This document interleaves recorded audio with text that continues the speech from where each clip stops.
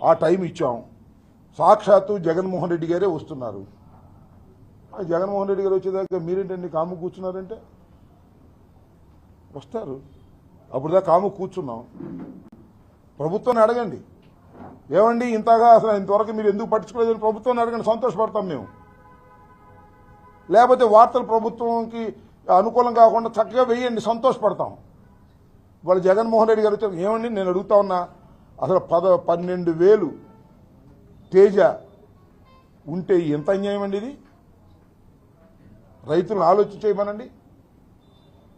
So దానికి కావలసినటువంటి పరిస్థితులు క్రియేట్ అయినప్పుడు, ప్రజల నుంచి డిమాండ్ వచ్చినప్పుడు ప్రధాన ప్రతిపక్షంగా మా పాత్ర నిర్వహిస్తాం. మా పాత్ర ఎప్పుడు ఎలా నిర్ణయించాలో మేము నిర్ణయించుకున్నాం, ఎలా నిర్వహించాలో అది మేము ఎలా నిర్వహించాలని నిర్ణయించుకున్నాం. ఇది వాస్తవం.